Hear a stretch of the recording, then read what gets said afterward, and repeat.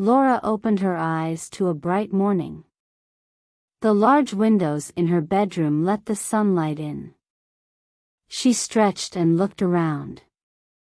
Everything in her room was perfect: the soft white curtains, the golden lamp on the table, and the warm carpet under her feet. She smiled. Life was good. She got ready for work, putting on her favorite blue dress and shiny black shoes. Her car, a sleek black one, waited for her outside. The driver opened the door, and she sat in the back, checking her phone. At the office, Laura walked into a big meeting room. The walls were made of glass, and the table was long and shiny. Her team sat quietly, waiting for her. She began the meeting confidently, as she always did. But today, something was different. One of her team members stood up. "Laura, we need to talk," he said. He looked nervous. "What's wrong?" she asked. He handed her a folder. Laura opened it, and her smile disappeared. The papers showed numbers, all in red. Her company was losing money, too much money. "How bad is it?" she asked, her voice quieter now. "It's everything," he said. "We lost everything." Laura felt her heart sink. She looked around the room. No one spoke. Her perfect world was falling apart. The days after the meeting were a blur. Laura spent hours on the phone with banks, lawyers, and accountants, trying to fix the damage. Each call brought more bad news. Her savings were gone. Her investments failed. The mansion, the car, even her expensive clothes, she would lose them all. One evening, Laura sat alone in her empty office. The city lights outside looked cold and distant. On her desk, there was a single photo in a silver frame. It showed her as a young girl, standing next to her mother, Clara, in front of a small house. Clara's smile was warm and kind, her arms wrapped around Laura. Laura picked up the photo and held it tightly.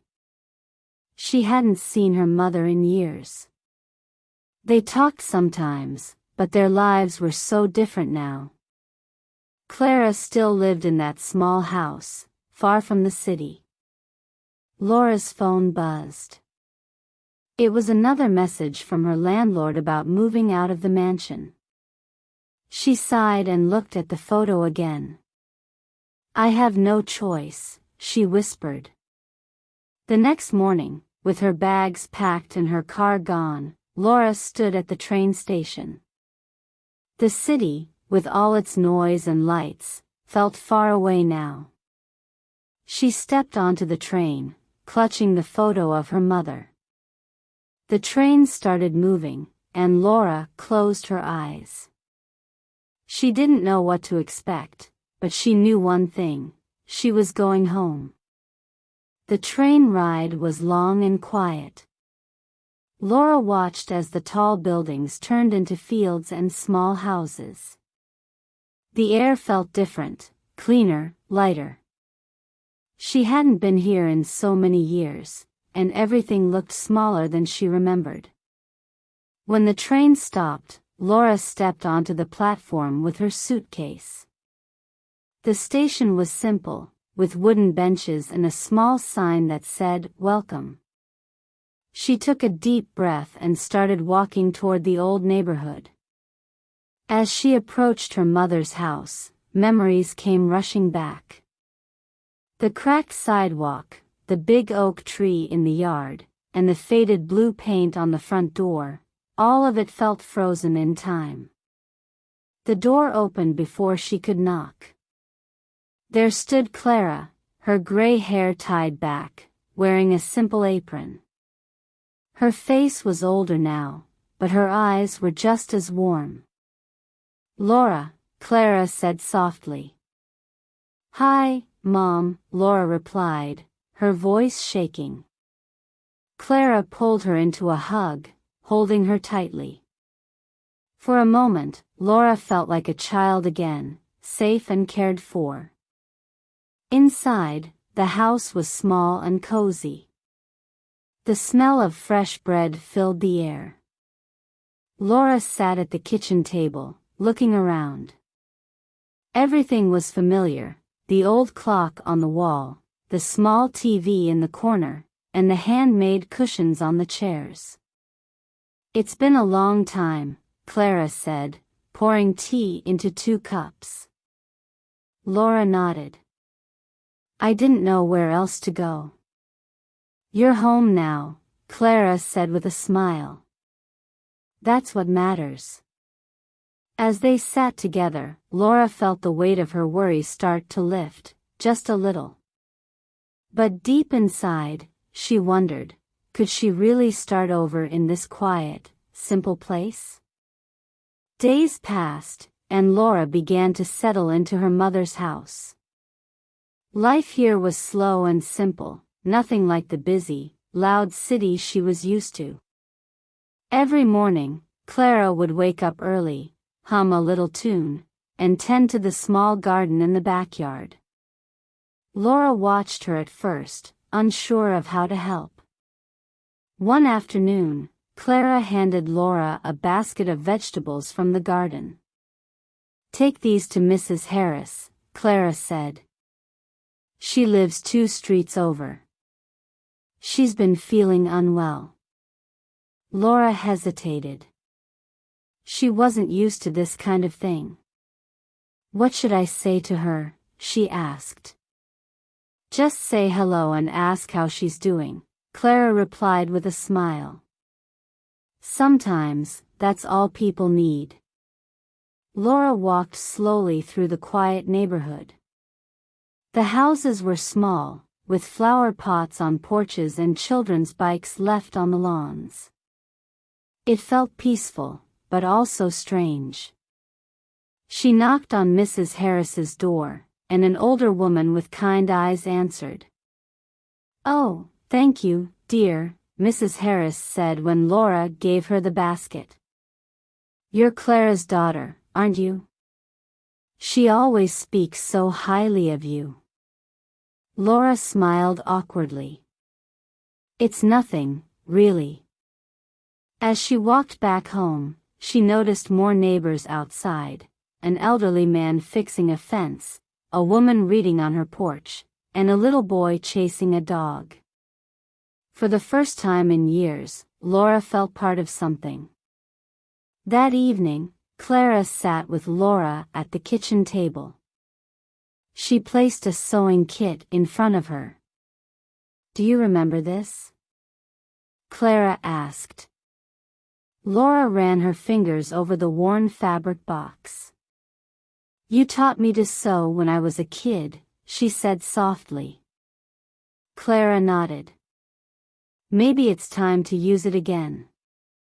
You never know what old skills can do for a new start." Laura stared at the kit, memories flooding back. Something inside her stirred, an idea, a small spark. She didn't say anything yet, but for the first time in a long while, she felt a little hope.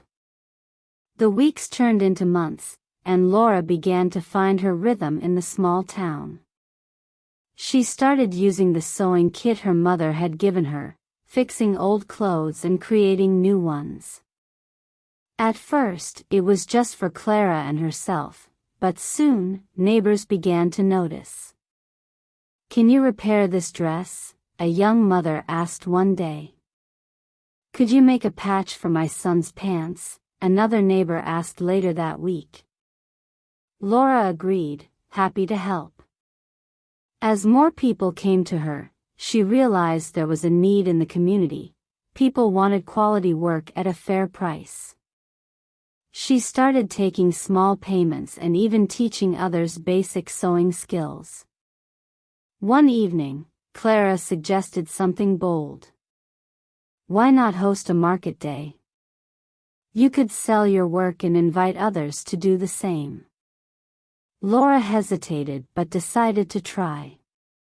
Together, she and Clara made flyers and handed them out around the neighborhood. On the day of the market, Laura was nervous. What if no one came? But as the morning went on, the small park near their house filled with people. Tables were set up with handmade items, fresh vegetables, and baked goods. Children laughed as they played, and neighbors chatted over cups of tea. Laura's table was busy. People admired her work, asked questions, and placed orders. One little girl, holding a small sewn teddy bear Laura had made, smiled up at her. "Thank you," the girl said brightly. As the sun set, Laura stood with Clara, watching the crowd. She felt a deep sense of pride and belonging. Turning to the viewers, Laura asks, "Have you ever learned a skill that seemed small but became important later? Practice something new today, maybe it will surprise you." She pauses and smiles. Remember, it's never too late to start again.